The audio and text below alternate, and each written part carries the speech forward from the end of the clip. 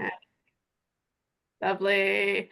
And now that it's said that, I'm going to try to pin Kateri and then hand over to her.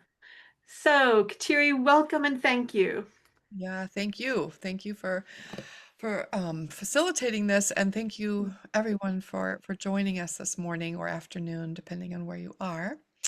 I'm Kateri Ewing. I'm an artist and writer located outside of Buffalo, New York, and the Guild is really, really important to me. I was introduced to the Guild by the former Guildmaster Clive Wilmer many years ago now, and became a companion. And it's just been a very important part of my worldview, really learning more and more about the work of John Ruskin and the philosophies that he shared with us. And also as in my growth as an artist and as a teacher of art. So it's very special for me to be doing this with all of you. And my goal today is to express uh, some thoughts about seeing and drawing that Ruskin wrote in his book, The Elements of Drawing. I left the passage that could be read by you before, but I'm just going to read a little bit to you and then talk about why I think it's so important to what we're trying to learn here, which is to see the world in a clearer way, to see more reality in the world around us, and to notice the extraordinary beauty and just amazing things in the world that's just right around us, and especially in the natural world, in the ordinary everyday life that we live here on Earth. So in the book, a few pages before the passage I had you read, there is a sample drawing of some leaves on the trunk or branch of a tree. And Ruskin is talking about observing the rule of organic law. And so I'm going to read this to you.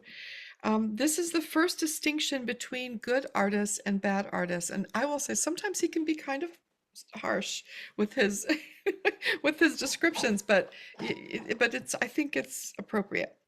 This is the first distinction between good artists and bad artists. Your common sketcher or bad painter puts his leaves on the trees as if they were moss tied to sticks.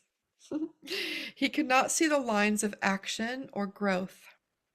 He scatters the shapeless clouds over his sky, not perceiving the sweeps of associated curves which the real clouds are following as they fly, and he breaks his mountainside into rugged fragments, wholly unconscious of the lines of force with which the real rocks have risen, or the lines of couch in which they repose.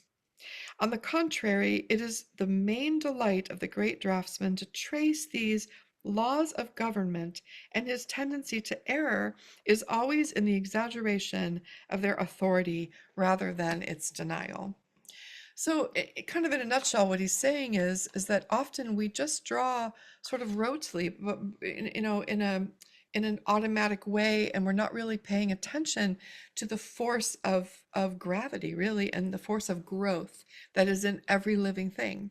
So, if you think about a tree and the leaves on a tree, number one, every leaf is different, and every single leaf that has ever been grown off the tiniest branch of a tree is unique. And that is amazing when you start to think about it, right? But also, the tree starts as a tiny little seedling, and it has this upward movement that ends up branching out in all different directions. And then even the leaf has its own branches in the veins and the secondary veins, right? And the tertiary veins in the leaf.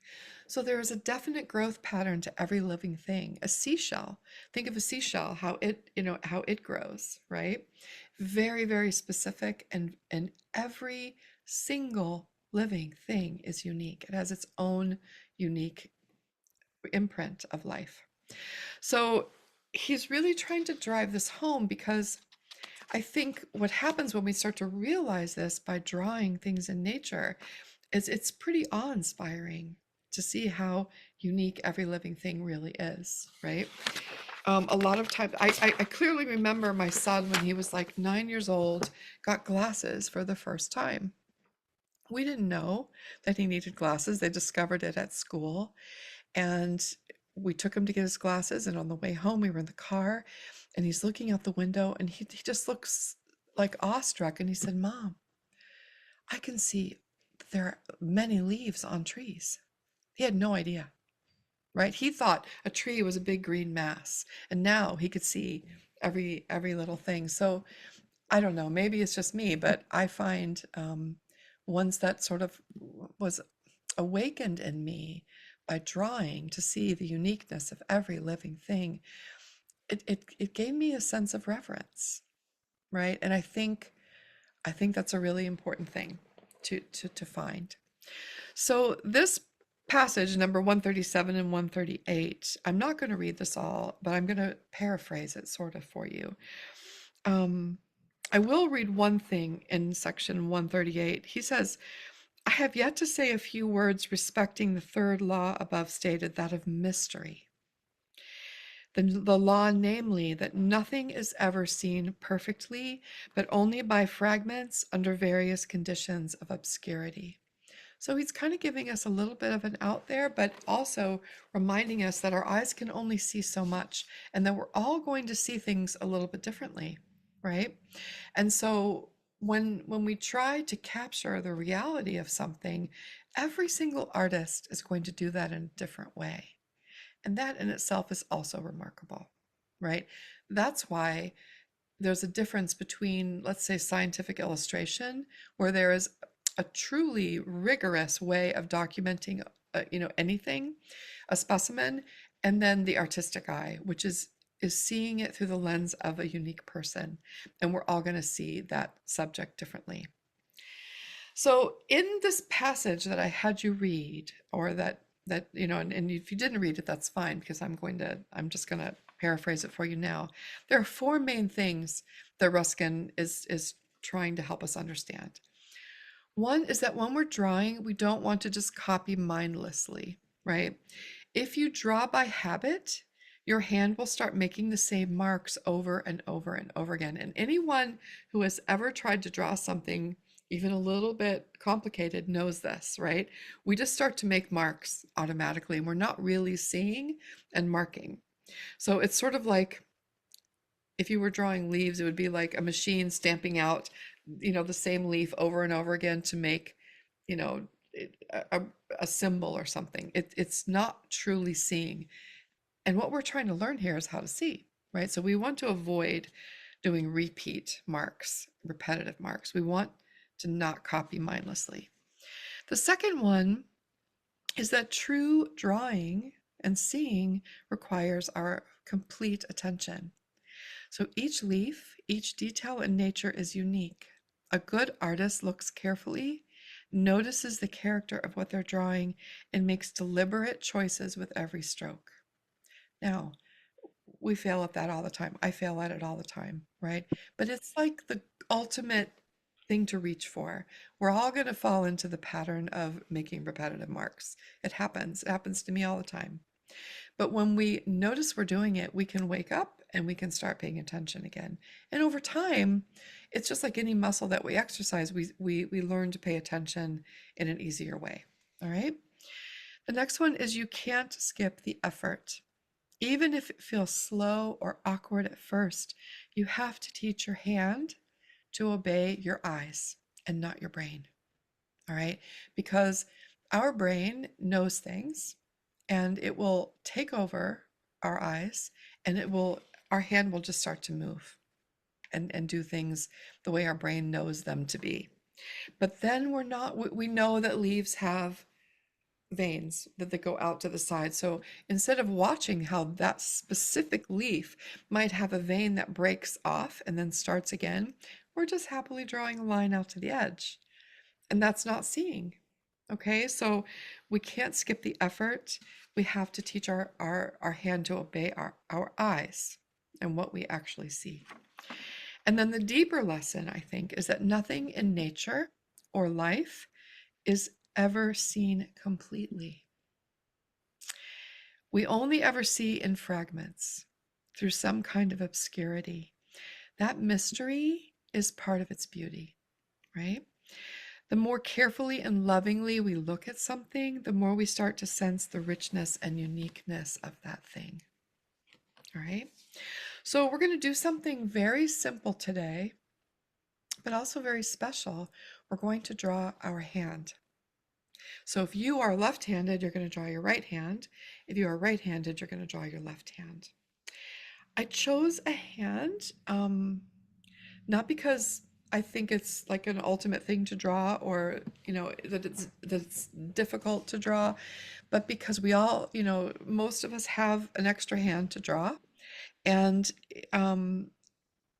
if we don't, we could always take a photograph of it, of our a hand, and draw it.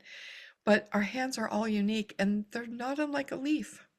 We have our the trunk of the tree, and the branch of the tree, and the leaf, right? Like a maple leaf. And every single hand is unique, from the patterns on the hand to the fingerprints, right? To the wrinkles and the lines to the fingerprints. So it's a great subject, and most of us always have one nearby. And it's something like, if I'm waiting in the doctor's office or something, I can always draw my hand. It's right there. So we're going to draw our hand, and when we first start drawing our hand, our hand and our brain might want to go on autopilot. It might start to say, okay, I know my fingernail is this shape, and then it might say, I know I have wrinkles, and it might just start doing that thing where we mindlessly make marks, right? But we're not after that today. We really want to slow down, and we want to notice exactly what's in front of us, the shininess of our nail. If there's a white shimmer on the top of our nail, we're going to leave that blank, that shape of that shimmer, right? And we're going to move along. The smoothness of our skin might be lighter or darker in some areas, and then we're going to have these crevices that we see. And I don't think we need to get too worried about shading and all of that today, but just making the marks that we see when we look at our hands. All right. Let me just see if there's anything else. I just wrote a little bit, and I was just gonna read it to you. So we want to slow down and notice. As John Ruskin pointed out, every leaf is different, and the moment you let your hand draw from habit, you stop seeing the truth of it. So it's just like your hand is like a leaf. Every curve, every wrinkle, every shadow is unique, and the act of looking closely is where the magic happens. Don't worry if it feels awkward, if your drawing looks different than you expected. That's actually the point. You're teaching your hand to follow your eyes, not your memory or your brain. And as you do this, you'll begin to see that nothing is ever perfect all at once, right? We only ever glimpse pieces of things. If you put your hand out in front of you right now, it's almost impossible to see the whole hand at once. We're only going to be able to focus on one part. All right. And so that's what we're going to do. And I'm going to demonstrate for you. I'm going to change to my drawing desk, and I'm going to demonstrate to you what that looks like. Okay. So I'm going to turn my camera off here and go to my drawing desk. And then I'm going to have you watch me for a little bit.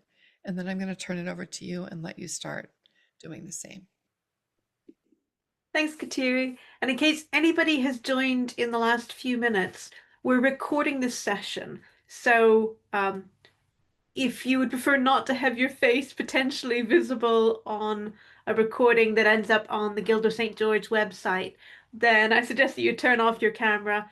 If you don't mind, then do feel free to leave your cameras on, as I'm doing. And we're just again waiting for Kateri's other system to open up. Okay, can you see? Not yet, but we can hear you. Oh, Okay, you think, that's because I need to unpin. Just a second, right? I need to remove the pin on the one. all That's right. it, right? I need to pin your new one. Okay. Okay, great. All right, so all you really need is a pencil, an eraser, and paper, all right, and your hands. And what I suggest is just letting your hand rest on the paper next to you. So if you're right-handed, it's going to be like this, and I'm left-handed, so I'm going to do this. And I want us to go really slowly, so there is no way we're going to draw our whole hand in this time. And I very rarely have drawn my entire hand, right, in one sitting. So I want you to choose a place that feels good to start, right? And because I have terrible eyesight, so this is what's closest to me. So I'm gonna work on. I'm actually gonna start with this finger, all right? And I'm gonna start at the tip, right? And I'm gonna work my way back and forth all the way down the finger. So I'm going to get started and show you how I would get started. But this is just like our leaf, right, that we did last time. If you were here or you watched the replay, we started at one point of our leaf and we worked our way across, up, back and forth and down the leaf. We're not trying to draw the shape of the whole finger or anything like that. We're just truly starting somewhere, marking down what we see and just moving down our finger.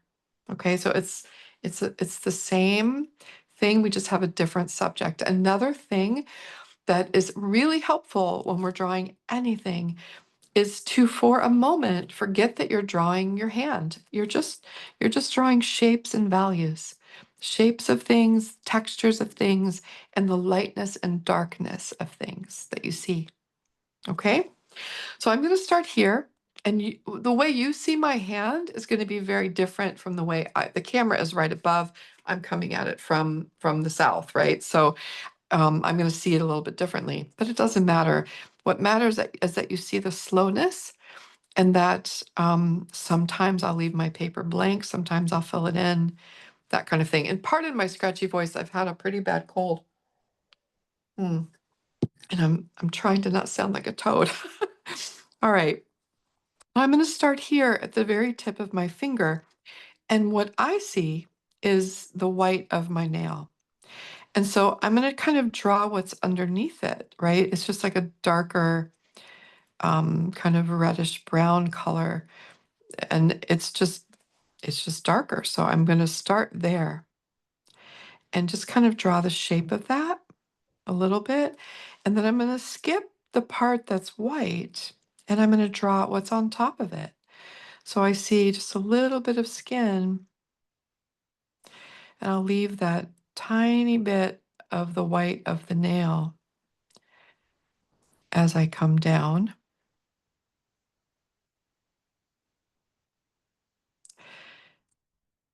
And then I'm going to fill in. I'm using a really delicate touch so I don't go too dark with my pencil and just start kind of filling in where I see skin.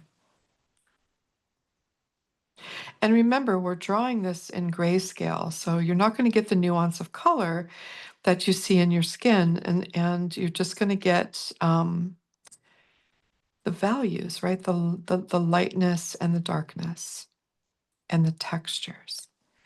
So then I see a little bit of a crisp line right on top of the nail. So I'm going to draw that and it kind of comes around. I see a sharpness, like a darker line where the crease is. That's just a shadow, right? And so I'm just going to continue on and sort of fill in. I see a little bit of some dry skin or something right there. So I'm just going to leave that white. There's a white area and it's a little bit lighter right around my nail bed. So I'll leave that lighter and then use a little more pressure or do a little bit more of a layer of pencil kind of around that so I get the values that I need. And once I get to a certain point, I might come over here and continue, right, on what I see over here. This kind of disappears,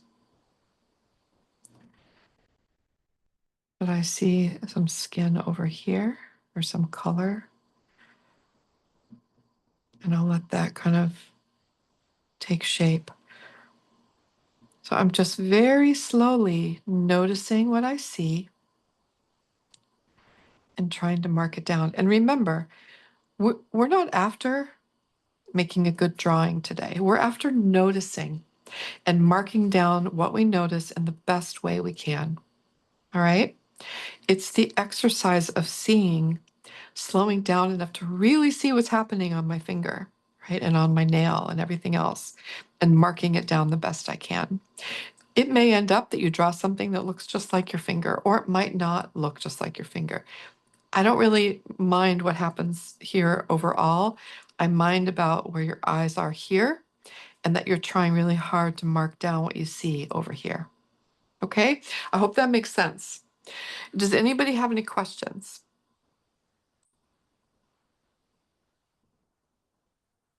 And unmute yourself. And if not, I invite you to begin. And then if at any time you have anything to say or questions you want to ask, just unmute yourself and we can talk. But we're just going to kind of draw together for a little while. And Rachel, if you don't mind letting me know when it's 3 o'clock your time. Will do. Okay.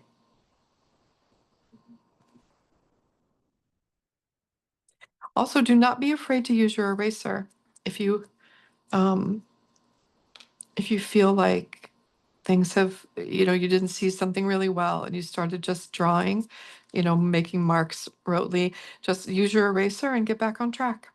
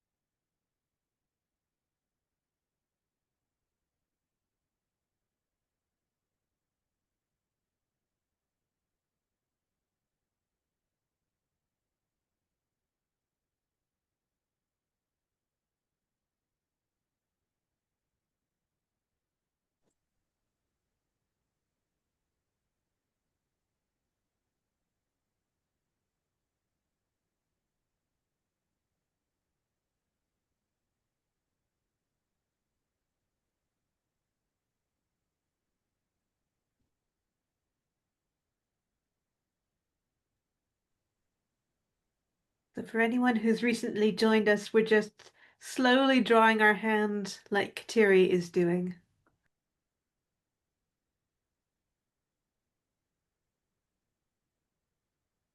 And if you are just joining, I really recommend that when the replay is published, to go back and listen and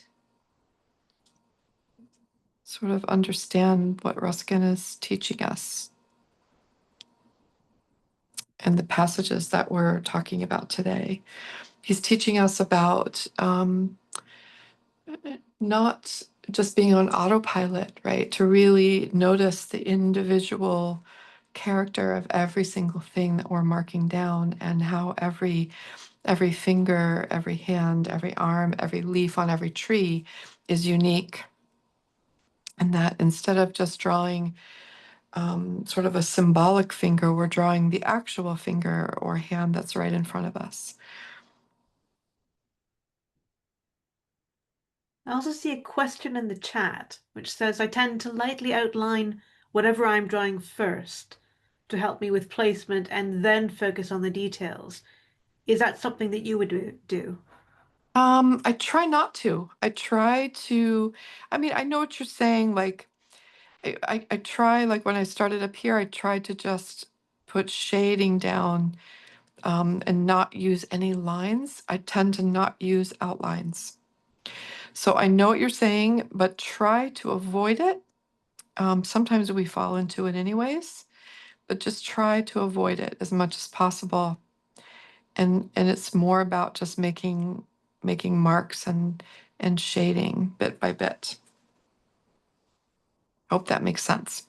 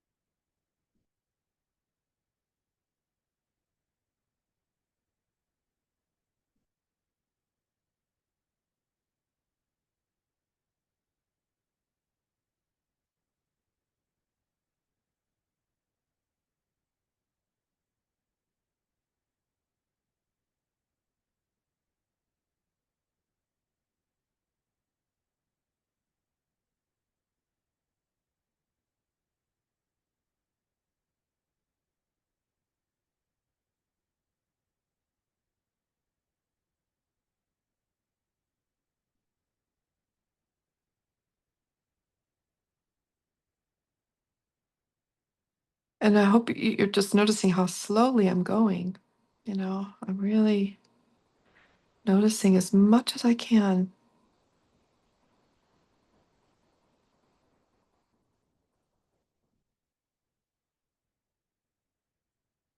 If you were going to go outside, and I have a willow tree that I'm looking at right now, for instance, and if I picked 5 leaves from that willow tree and set them all out in front of me, at first glance, they all appear to have the same basic shape and character, but when I look closely at them, they are all completely different, you know? So we want to be noticing how things are different and how they are unique, um, as we're marking them down.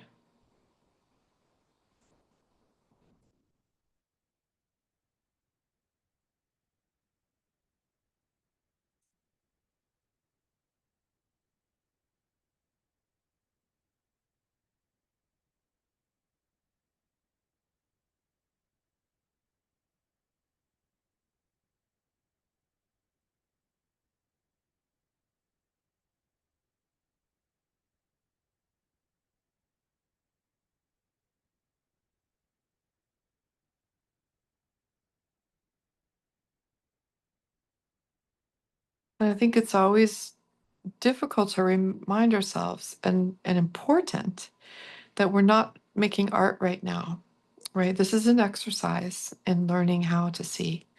It's not about making art, but the thing is when you do this often, it improves our ability to make art.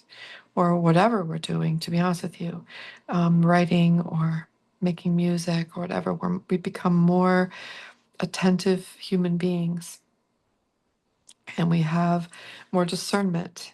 Um, so it does affect that eventually, but it's not the purpose. It's not the purpose of what we're doing.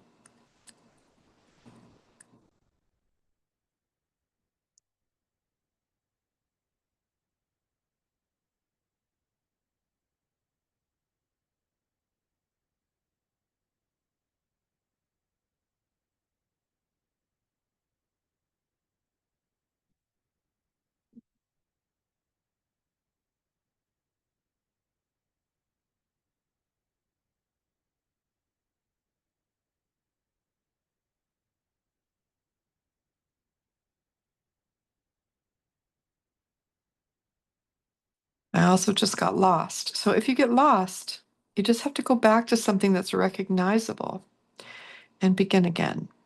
I get lost a lot.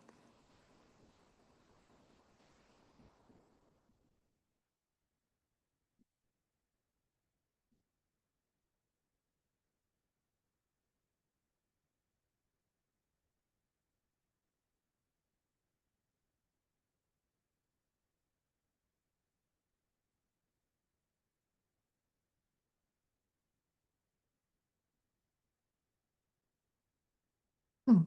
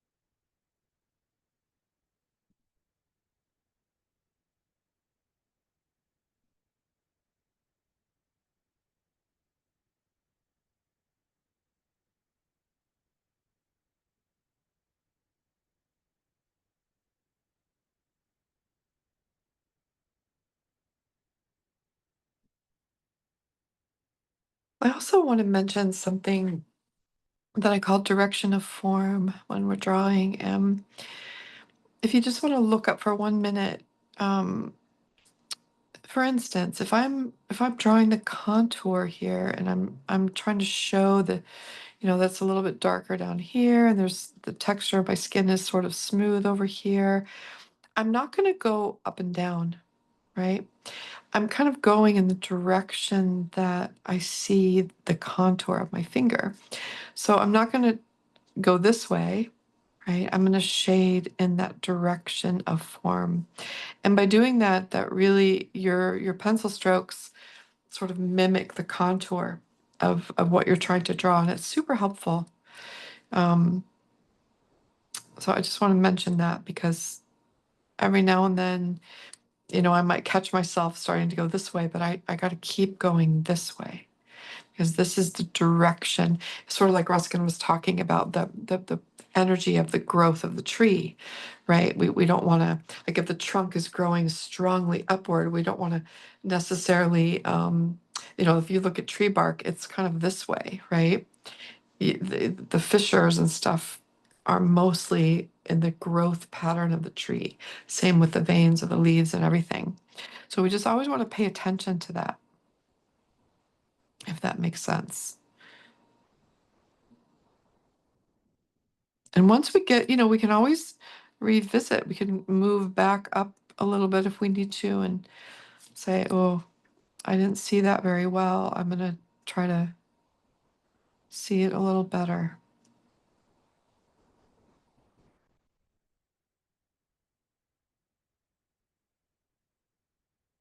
I love my eraser. It's really useful.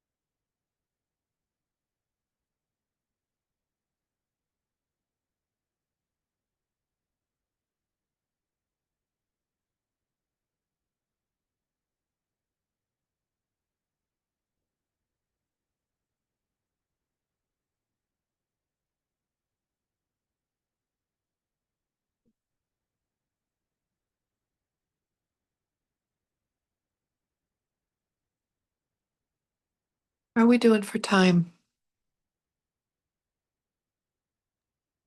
I have about 4 more minutes until 3 o'clock. Okay. So wherever you are, just kind of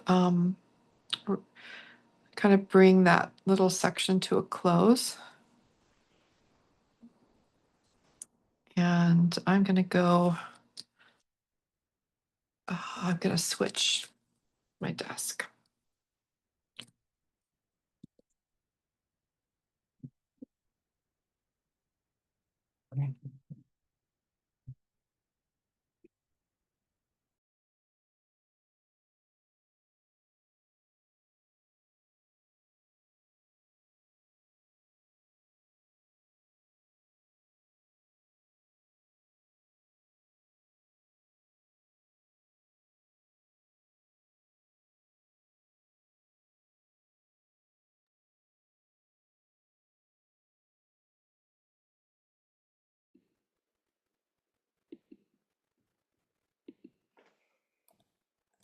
Okay, I'm back here. Okay, let me see here. I tend to draw light. Okay. What's the degree of hardness? It's an HB. I use HB. I have many different hardnesses, but for just everyday drawing, I use an HB. Are there places where the line disappears into the shadow? Absolutely. Absolutely, there are. In everything that we draw. Um, there's a lesson that I teach often from Ruskin about drawing a stone. And one of the things he tells us is that the degree of roundness in a drawing, the way we see something, is really what makes it come alive on the paper, the degree of roundness of something. Um, and in order to achieve that sense of like fullness and roundness, we have to have really smooth transitions between light and dark. They're almost imperceptible. And this kind of drawing really teaches us to notice that, right? And our fingers are really tiny. I mean, so these, like if you look at the wrinkles on your finger, you might notice that where the skin kind of moves upward, it's lighter, and where it goes down into the crevice, it's darker. And if you held a microscope to that and you looked at that shadow, it's just an imperceptible um, like gradation from dark to light. Remember that we can't see everything, right? So we just do the best we can. But yes, sometimes, like I see it right now, one of the tiny little lines on my skin just sort of disappears up into the shadow of the crease above. We're just noticing what's in front of us, right? So, let's see if there's any other questions. No. So does anyone have, first of all, any thoughts on drawing their finger and what they noticed?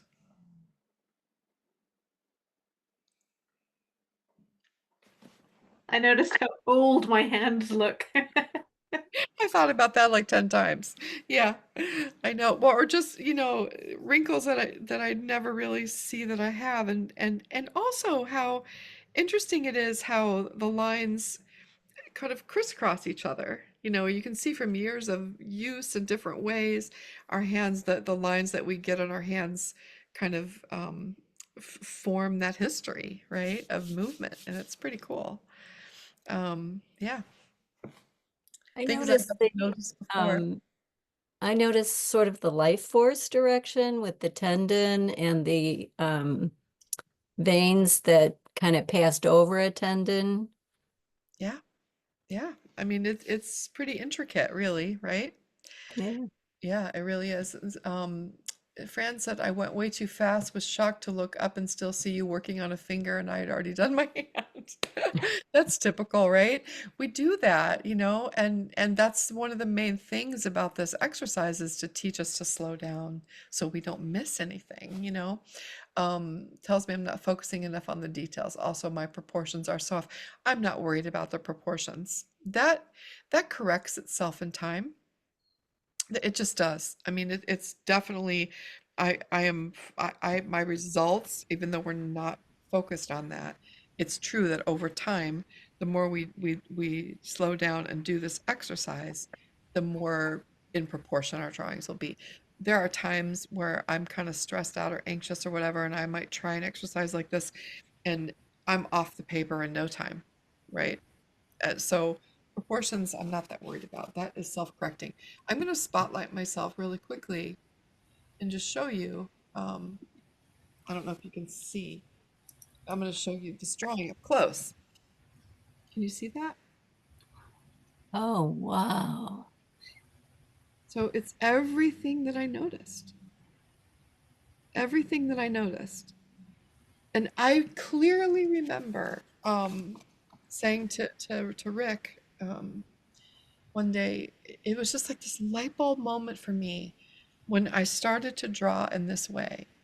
And I said, there is nothing I couldn't draw if I just sat down and slowed down and really saw it.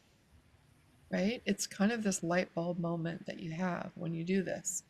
And seeing is really, really difficult. It is. Yeah. I mean, it is and it isn't. It's really the simplest thing. I think it's that we're not used to being so attentive, right? Or to paying such close attention to something so ordinary and small. But anyways, this practice has improved my ability to draw as an artist 1,000 times fold. I mean, just like immensely.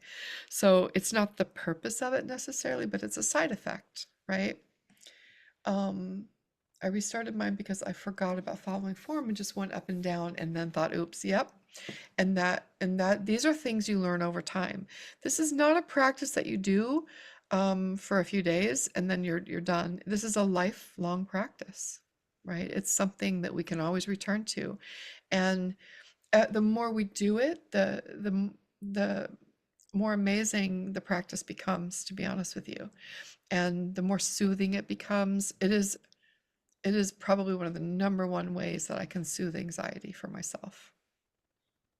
Because I'm so, it's like meditation. You're so focused on really seeing and marking down that your mind is there, right? Your whole being is right there. So it's a very it's so good for your nervous system, this practice. Yeah. So anybody else have any other thoughts about it or questions?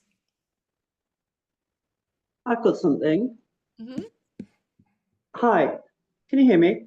Yeah. Great. Hi, I'm Helen. Hi, I Helen. was very, very interested in something somebody else said earlier, which was around drawing form first. Hmm. And that's the way I would normally structure pretty much everything I do. Yeah. Not particularly great at planning everything out on the page, but that's what I would do. Hmm. And I found this very interesting. I enjoyed the meditative aspect of it enormously, but I found it very interesting, just like you did, starting at the top Hmm.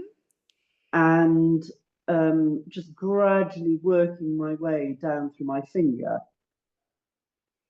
Yeah. and was really quite surprised at how quickly I could get the proportions. Hmm. That's great. So I just want to thank you, because that's not an approach I would normally take. And and it's not the only approach. I mean, I also teach drawing, like the sight size method and things like that, where you do start out with the whole form, you draw shapes and then you refine the shapes and that kind of thing. But that's different.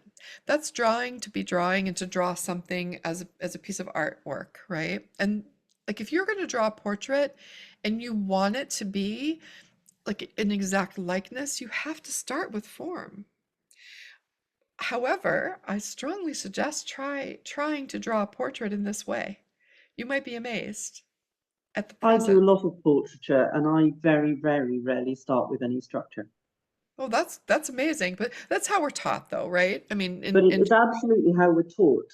And I have to give a class on Monday about portraiture, which will be an absolute joy to do. But Mhm, it's interesting saying, do you go about it from that objective perspective, mhm, or do you go about it from that subjective perspective, where the mhm, way the viewer sees and experiences the sitter mhm.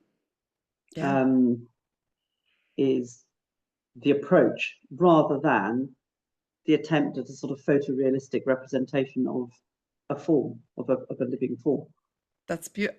I totally understand what you're saying, and it excites me actually to think about it, because I love the idea of being able to draw anything at all in this way and having it be this sort of very poetic, really felt and seen representation of what you experienced as you combed over something, especially a human face, right? I mean, how amazing that is. And I don't know, I mean, from an artistic perspective, I have found that when I do that, I'm so pleased with the presence. Does that make sense to you? Am I saying it right? It's hard to explain, but like the presence is there more so than if I go about it in a very mechanical way. I don't know. It's slightly problematic for the average audience. Hmm. There's still a massive expectation that things must be, you know, realistic, whatever that means. Yeah, no, Mm. I know. I know. And I often, when people get discouraged, my students, especially when I used to teach in person a lot, people would get discouraged at their results. I would, like theirs wasn't like mine, or theirs wasn't like so and so's. I often remind them of some of the great artists that we all admire. And for instance, can you imagine if Van Gogh would have just painted exactly what he saw?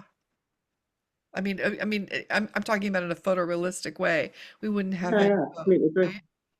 So I think the individuality of the artist or the person, doing the exercise always shines through in this method. And I think the more we practice it, we can apply it to other things that we're creating also, I'm and not sure how Ruskin would have felt about it. I don't know, I've thought about that many times. However, I mean, Ruskin wasn't a photorealist, right? But I then mean, he was someone who talked about artists rather than being an artist himself. Mm. yeah, Well, arguably, Ruskin certainly did some works that would count as being of the caliber that he could indeed have earned money as an artist. He just chose yeah, not to. So whether it's some of his earlier works that are very much influenced by sort of detailed architectural drawing, or Yeah, yeah. his later pieces where he's trying to capture the essence of something. There are anyway, this is not my session though, so I'll be yeah, quiet now. no, I'm talking Not rubbish. I'm mine. absolutely Thank with you for that. you. That was really Yeah. interesting. Yeah, I feel the same. I feel like I think he was a tremendous artist. Um, but I think, I look at his works, like I've tried to copy his works many times, and I think of the Kingfisher. And when you really deeply study that, or some of his, later landscapes, if you really deeply study it, it is so much about spots of color and shapes and lights and darks, and not about being photorealistic at all, and so I I can't say what he would think about my way of doing this, but I know in the end result, he would be pleased that we are taking the time to really see something, right? And to learn how to see the most detailed aspects of something that we possibly can, without losing that element of mystery, right? That the things we can't see. I remember him talking about, it is impossible to draw sea foam, right? Think about it. It's always changing, bubbles pop, whatever. We couldn't possibly, unless we captured it with a photograph first, we couldn't possibly draw it in perfection. So I don't know. It's really interesting to think about.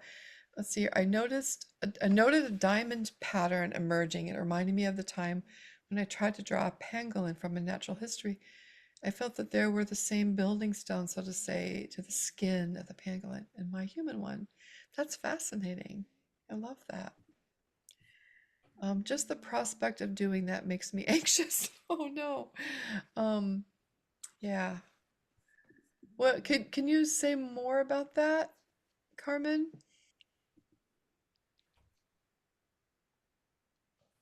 About the anxious part?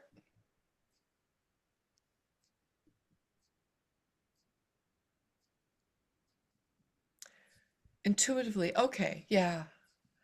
Yeah. Okay. Yeah, no, I understand. Yep.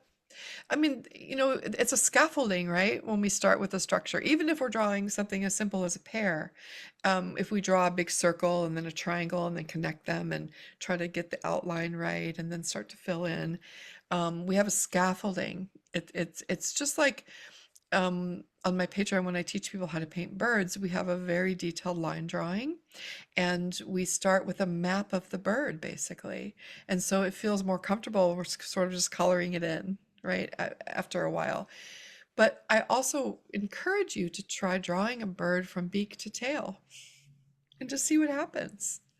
You might be really amazed at what happens. I think about, I don't know if you all know the artist Kata Kollwitz. She was a charcoal artist. Can I share my screen, Rachel, and just show something really quickly?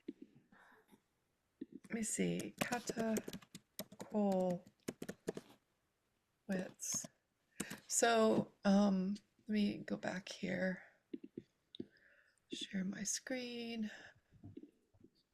Okay, so this is Kata Kollwitz, and she drew remarkable charcoal portraits that were full of emotion, right? One of her most famous drawings is of a mother holding a child.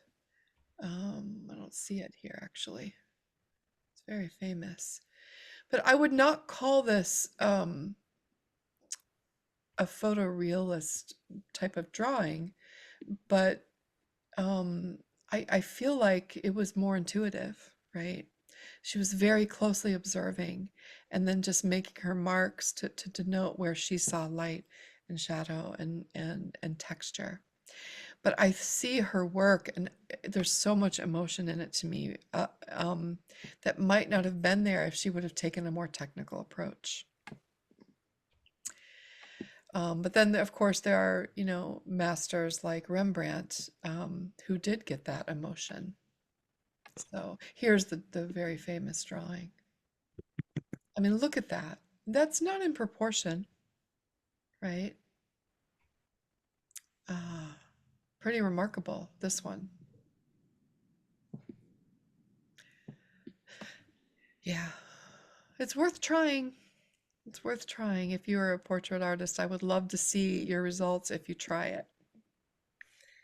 I love her drawings are full of personality. Yes, the Kingfisher link. Yeah. Yeah. I can in fact show you, I think my friend Jim Spates owns the Kingfisher. I'm trying to think if I have a picture of it somewhere. I don't think I do. Well, yeah, it was quite an exercise to copy Ruskin. Do you think that practicing presence like this in drawing helps one to be more? Yes, I mean I think that's Ruskin's whole point, right? In relating to the world around us. When we become more discerning viewers, when we can see reality with clarity, I think we become better stewards of the earth. We realize the extraordinary gifts of the world around us, and I think that we are more present as human beings. I have no doubt, and I think Ruskin understood this. That was his whole purpose in teaching people how to draw, is that we became more aware. And that's what this whole course is really about. It's not about teaching us how to be artists necessarily, but teaching us how to view the world with more presence and reality and attention. Yeah, especially the natural world. I think he really believed that the more we understood and saw the extraordinariness of the natural world, the more we would be moved to protect it. I don't know if I'm wrong about that, but that's my feeling anyways. And our next sessions, we're going to have from different perspectives. It's not all going to be about drawing, right? There are many things we do in our lives that can that we can apply these principles to. And in fact, Rachel, do we want to talk about the next session in October, in November? Sure. So the next session, again, it'll be the first Saturday. So that'll be the 1st of November. We'll send out a fresh Zoom link through the Eventbrite in the week of that session, and hopefully that will work okay because last month we had problems with the Zoom link not actually working that came out through Eventbrite. So fingers crossed. And the current plan, and we'll send details of this out again near the time, but the current plan is to ask you to have a piece of fabric with you. So whether that be, I think Ruskin talks about sort of a small handkerchief, um, ideally all in white, but he does also say that if you think you're going to find the white too problematic, something with a simple pattern like a tartan or a check could also work well. And he says do not use a floral pattern, whatever you do. So plain or simple sort of check kind of approach. We'll just have it as something that you can toss on your table and work with is the plan at the moment. Kateri, did we want to say anything more about that? Just, just to keep it smaller. And again, when we do this, we have an hour, right? So you know, just know that you don't have to draw the whole cloth, right? You can, if you have a handkerchief or even a plain colored silk scarf or something, or even, a napkin, and just drop it down. You can choose a section of it to focus on. So just don't get overwhelmed by that whole cloth thing. And the cloth is no different from our hand or from a leaf. It's we're just marking down what we see. All right. So yeah, it's another really good exercise. And the other part of it is that you're moving from nature, right? Leaves, hands, things, stones, to something man-made. And that's an important part of it too. He was, love this. Thanks for your links. Is there a place to share our drawings and thoughts? Hmm. You're welcome to email them to me if you want to. And we could share them at a later session. Um, That's a really interesting suggestion. I could ask Simon as well whether there's any capacity on somewhere on the Guild's website to put up examples of some of the things that we've made during these workshops, which yeah. hasn't occurred to me before, but actually could be really good if we can do it. Mhm. Simon's the one who's normally running these sessions. So I'll ask him, do we have that capacity? And if so, how might we then sort of share it probably to him to then post up somehow? But Yeah, yeah, that'd be really interesting. really good idea. Yep.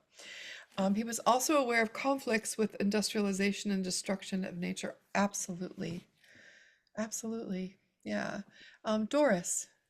Yeah, I just wondered more from Rachel really whether there might be access to Padlet, because then we could all post our drawings onto Padlet so we could see everyone's. But I don't know Great whether idea. there is a Padlet agreement with what, your institutional membership or whatever it is. Yeah, I'm not familiar with that. So I certainly have one through my work Yeah, existence identity at a university. I So think you can set yeah, one up without a contract. It's just more basic, and I think you're limited in how many you set up. Might be worth. It's quite nice. I've that might used work. it for drawing sessions, and I just ask students to take a photo of the work, and they can post it anonymous if they'd rather not have their name next, in yeah, case they're embarrassed or something. yeah. Just typing notes to myself about that. Thanks. Yeah. I also have an idea for the very end of our time together that might be kind of fun. And I was thinking about taking an image and dividing it. People would have to sign up ahead of time to participate. And then we would cut the image into however many people are participating, and every person gets a numbered piece of that image. And we all spend so much time drawing a 4 by 4, replication of what we see in that image, and then email them all to me, and I'll put them together as one complete artwork. And I thought that would be a fun thing to do, to see how we all saw this complete image in different parts. I thought that might be kind of a fun way to end it. So be thinking about that if you'd want to participate. Definitely. Mhm. Wonderful. If we've missed sessions, am I right in thinking we can still access the recordings? We are putting them up. I'm not sure whether the last month is up yet or not, but the Yeah. intention is that all of these will become available so that the full run from September to May will be up as a resource. Yeah, Brilliant. it's on the Guild website right now. Yeah. If Are you they there now? click Good. on Good. if you click on the learning to see image, there's always a Zoom link there and then a link to the previous recordings also. Thank you. Yeah. Anyone else? Thank you so much for sharing your morning and or afternoon. I'm just dropping that guild link into the website and or into the Zoom chat. I'm glad it was fun, Carmen. Yeah, it is fun, you know, and it's also, I think, really important. And the other thing is, when you learn this, you're all perfectly capable of grabbing a friend and teaching them what you learned. You can all do that, right? You don't have to have any kind of long experience or anything. This is something that can be passed from person to person very easily. And if you're a teacher, if you teach young children, I mean, to me, it would be invaluable for all young children to learn this technique, starting from kindergarten. I mean, just, you know, to sit and spend time focusing and drawing is a wonderful gift. And so please share it, you know, and invite people to come with you. You Could know, you it's say open a to all. little bit more about how you would approach children? Because Ruskin, right at the beginning, said, just let kids do what they want until they're about 14. Yeah, no, for sure. I mean, I don't mean art wise, right? Art wise, they should be able to do whatever they want. But this is not art, right? This is an exercise in seeing. So it's just I think I could see it fitting into science class, you know. So you know, we're learning about uh, amoebas this week. So let's look at this amoeba and let's draw it as careful as you know, let's just start up here and draw exactly what we see. I mean, how much would they learn, right, about anything by really looking at it closely? And it's not about art, really. It's about the ability to see and to have just exquisite attention on the extraordinariness of one thing. Yeah. Okay. Anybody else? Thanks. Yeah, thank you. And I think what you just said about, science, I think that's really interesting because there's so many dimensions of drawing which are non-art and I think Ruskin operates at the seam between non-art and art very much, and I think you bring that across very much. Mm-hmm. Yeah, I agree. I agree. Yeah. Well, I'm really thankful, and I will be on an airplane during your next session. Okay. So I won't be here, but I'll be at the following one. I have a feeling I might be leading the next session, basically by just giving you the reading that caught my eye and which I've been planning to do for ages and have not gotten round to, and that's Ruskin's just drop a piece of fabric and work away at it. So I suspect it will be me next time, with That'll, Simon manning the decks in terms of the technological side of things. that will be wonderful. And So on that I'll note, watch the recording. exactly. Shall I then say thank you formally to you, Kateri, because it has been wonderful and restful. Um, what I've done is not brilliant, but you know what? It's better than I thought it would be. And so again, it's been a really good experience and lovely to hear all the different perspectives coming through as well. And so thank you to all of you who've come and joined this and really sort of brought everything to life. It's been lovely. So thank you. Yeah, I appreciate it a lot. All right, everyone. Have a wonderful weekend and take good care. We'll see you next time. Bye. Bye. Bye.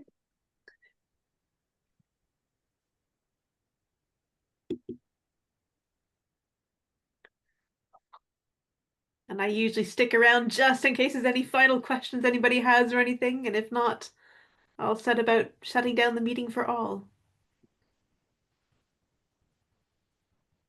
Good. In which case, thank you, everybody, and we'll see you next time.